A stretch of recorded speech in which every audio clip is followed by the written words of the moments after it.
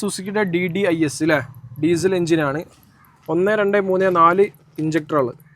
ഈ ഇഞ്ചക്ടേഴ്സ് നമ്മൾ റീപ്ലേസ് ചെയ്യുന്ന സമയത്ത്, അതായത് ഈ ഇഞ്ചക്ടർ മാറ്റി ഇങ്ങോട്ടിടുമ്പോഴും അതേപോലെ തന്നെ പുതിയ ഇഞ്ചക്ടർ മാറ്റി ഫിറ്റ് ചെയ്യുന്ന സമയത്ത് നമ്മൾ എന്ത് ചെയ്യണം? കോഡ് ചെയ്യണം അല്ലേ? ഇഞ്ചക്ടർ കോഡ് ചെയ്യണം. ഇഞ്ചക്ടർ കോഡിങ് നമ്മൾ എങ്ങനെ ചെയ്യാം? സ്കാനിങ് ടൂൾ വെച്ചിട്ടാണ് നമ്മൾ എന്ത് ചെയ്യുക? ഇഞ്ചക്ടറിൻ്റെ കോഡിങ് ചെയ്യുക അല്ലേ? ഇതിൻ്റെ മേലെ നമ്പറോട് കൊടുത്തുള്ളൂ. ഇഞ്ചക്ടറിന്റെ മുകളിൽ തന്നെ ഉണ്ട്. ഇഞ്ചക്ടറിന്റെ മേലെ തന്നെ എന്ത് ചെയ്യണം? നമുക്ക് നമ്പർ കൊടുത്തിട്ടുണ്ട്. ഈ നമ്പർ 4 ഇഞ്ചക്ടറിന് നമ്മൾ എന്ത് ചെയ്യണം? കോഡ് ചെയ്യണം. അപ്പോൾ 1, 2, 3, 4 അല്ലേ? ഈ 4 ഇഞ്ചക്ടർ നമ്മൾ എന്ത് ചെയ്യാൻ പോവാണ്? സ്കാനിങ് ടൂൾ വെച്ചിട്ട് നമ്മൾ കോഡ് ചെയ്യാൻ വേണ്ടി. നമ്മൾ സ്വിഫ്റ്റിന്റെ ഇഗ്നീഷൻ ഓൺ ആക്കിയിട്ടുണ്ട്. സ്കാനിങ് ടൂൾ കണ്ടിട്ടുണ്ട് അല്ലേ? ഏത് ഓപ്ഷൻ എടുക്കേണ്ടത്? Engine power train. അതിൽ നമ്മൾ സ്പെഷ്യൽ ഫങ്ഷൻസ് വരുന്നുണ്ട് അല്ലേ? ഇഞ്ചക്ടർ കാലിബ്രേഷൻ കോഡ് ഉണ്ട് അല്ലേ?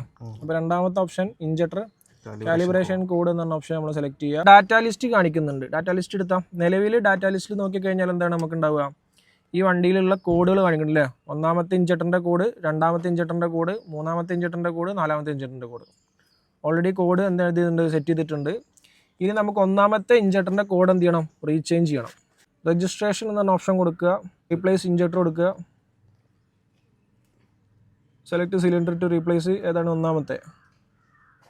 1ാമത്തെയാണ് കൊടുക്കണം അല്ലേ? അത് സെലക്ട് ചെയ്യും. ഇഞ്ചക്ടറിൻ്റെ കോഡ് നമ്മൾ കറക്റ്റായിട്ട് എന്ത് ചെയ്യുക? എൻട്രി ചെയ്ത് കൊടുക്കുക.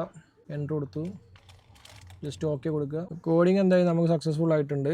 Smart Automotive Training Center, Edappal, Malappuram, Kerala. For more details, contact 8086610685.